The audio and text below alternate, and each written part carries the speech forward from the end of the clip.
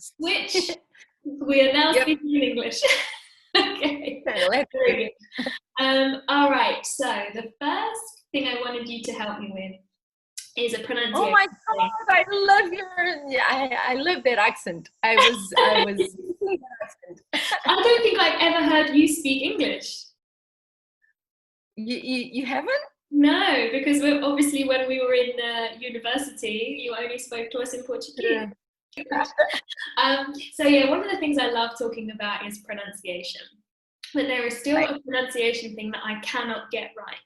And that is when I have an S sound next to a C sound. So for example, the verb nascer. Now what I do is I cheat and I just say sh. But when I hear Portuguese people speak, I can hear that very slight distinction of moving from a s to a sh, nascer. And I can't do it. So tell me. Okay. Well, actually, pronunciation is one of the main problems for English speakers when they're learning Portuguese as a second language. So for words that have the group SC, S belonging to one syllable and C in the next syllable, there are two different pronunciations for that group that you can either cheat, but that's actually not cheating. Many people do what you do, which is making the sound sh for SC in nascer, in a word like piscina. You would pronounce nascer piscina. That's fine. That's absolutely fine. You just do the sh. There are other people that pronounce different sounds. They separate the sounds. So what you do is you have sh for the S in the end of the first syllable. And then you have the S for the C in the next syllable. So you have two different sounds. You can also have that option. And then you have to pronounce separately, but very close with no stop in the middle. So what you'll have is nascer, piscina. You see? So you have piscina, nascer. Yeah? Nascer. My students are going to laugh now because they're going to be like, oh, look, she can't do something. When you're teaching, it becomes so obvious to you when you're explaining and someone can't get it right. And it's like, but this for me is just like my mouth is quite good. Nascer. You have to do sh. And then nascer. Yeah, that's good. Breaking it down. Yeah, break it into syllables. Nascer. Exactly. Let's break it into syllables and then try to make them as close as you can. Yeah. You know? Your tongue moves really quickly. It's backwards. Exactly. Nascer. Piscina. Almost. I'll practice. The other word that I hate saying, or just sh. Yes, that's absolutely fine. That's not cheating. That's not cheating. You have two ways of having sounds for that group of consonants. Yeah. The other word that I hate that is the same, except it's an X and a C, is the word excepto. Except. Excepto. Can you just say the S there? No, it's the same thing. You have people pronouncing it differently. You have people that say exceto, sh, just the sh, exceto, because x you will pronounce eish. Yeah. Like sexta-feira, seis. You know, sexta-feira. So you will pronounce it exceto. But you can have only the sh, exceto. Okay, that's fine. You can also have exceto, and you separate the syllables. Eix, and then seto, seto. And you have to bring them closer. All of them are correct. It depends on what is easier for you. Okay, so the other question, so we can leave pronunciation there. The other questions I had were around, what were they? Can you remember? Let me look at my list. It was the que and qual. Oh, yes. So this is really stressful. So que versus qual. So I remember learning this as if there is a finite number of options, you will use qual. And even though that doesn't seem to make much sense to us as English speakers, because we would say, what is your name? What is your favorite color? Because qual to us, we're usually taught that it means more like which. So if you can say, which is your favorite color, or which is your favorite one, that makes sense to me. I can deal with that in my head.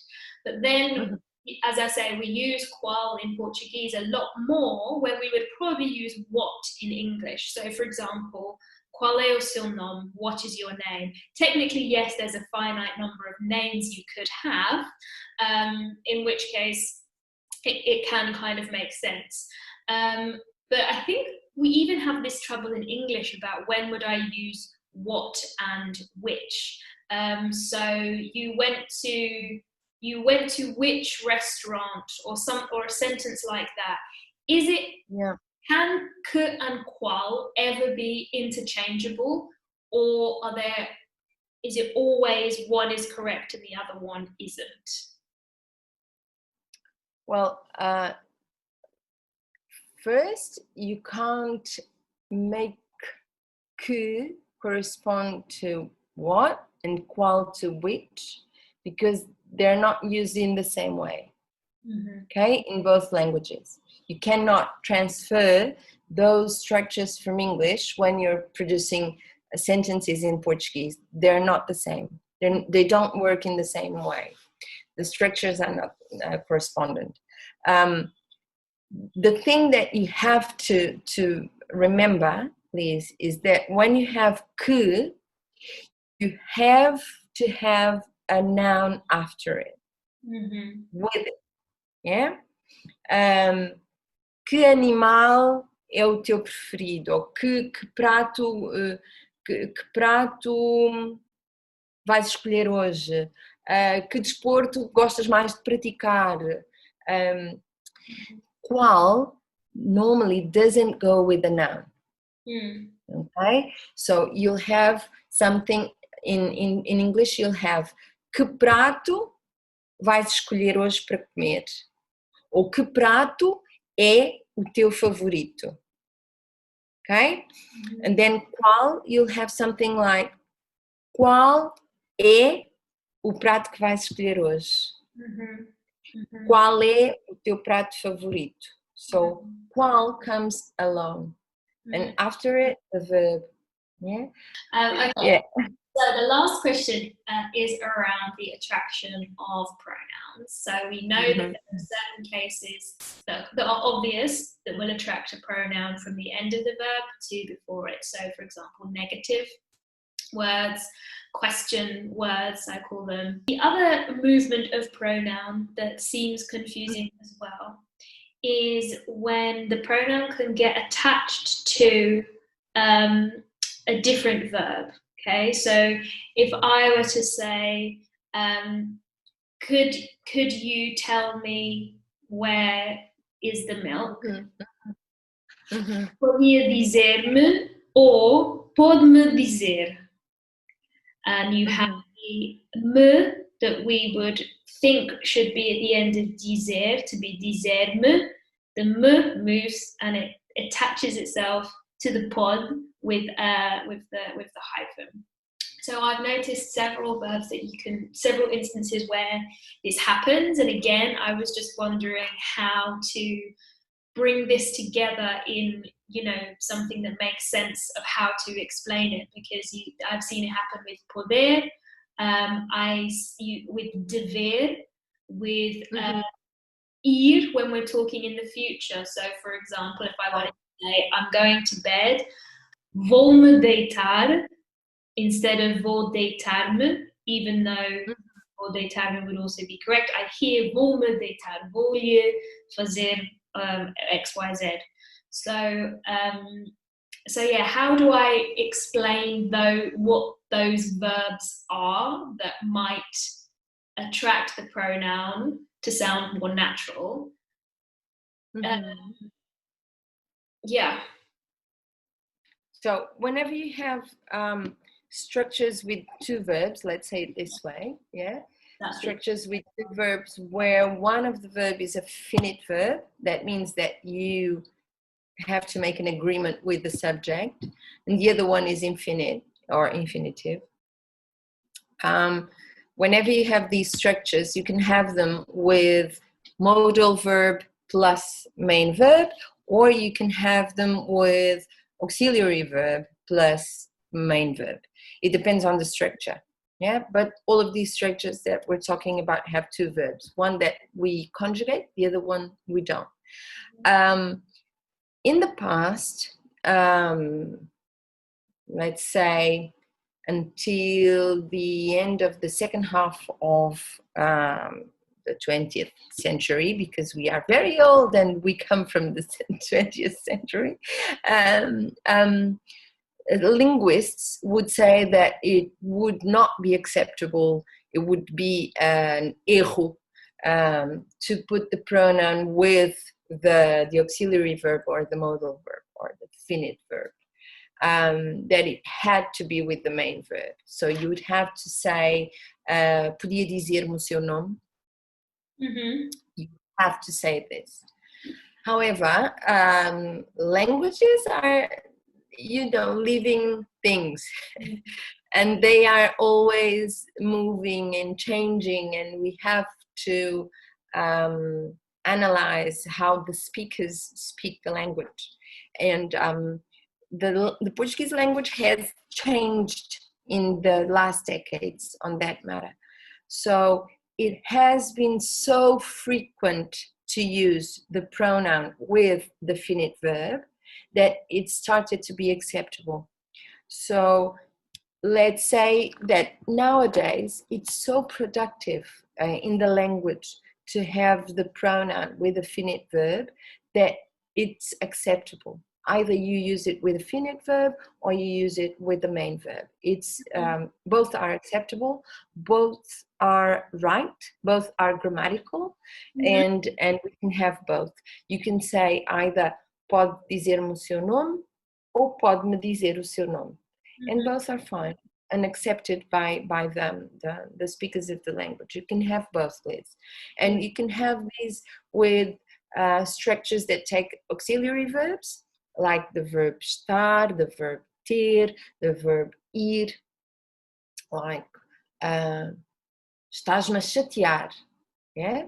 Estás-me a chatear, ou estás a chatear-me, for instance. And then you have the modal verbs, the one that you were saying, poder, dever, but also querer, saber, começar a, you can have these. And you can have both the pronoun with those verbs when they're conjugated, or with the verb that comes with them.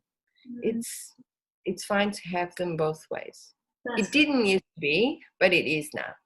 Now, good. I have approval from you to do that, which makes me happy. And then how would you explain the difference between auxiliary and modal verb? I would explain auxiliary helping when you need two verbs to complete a particular tense. Exactly. That's it. So auxiliary verb helps building certain tenses of the language. So the modal verbs, they just add information, different information to the main verb. If you have podes fazer, you have fazer, but you kind of have an authorization to, so you're adding information to the main verb. It's not tense information, it's different kind of information to the verb. Brilliant. So interesting. It was really, really fun and so good to know that you are so happy in Team Modal West and doing such a great job out there. So thank you also for Oh, sharing. thank you. Muito obrigada, fico muito feliz com o caminho que tu estás a percorrer, fico muito feliz de tu estares feliz no meu país e é tão bom ouvir isso, fico muito feliz por ti, continuas sempre assim com esse sorriso enorme. Beijinhos. Sim, sempre, sempre tenho. Pronto, ok. Muito obrigada e sim, beijinhos, boa noite. Beijinhos, tchau, tchau, Liz, adeus.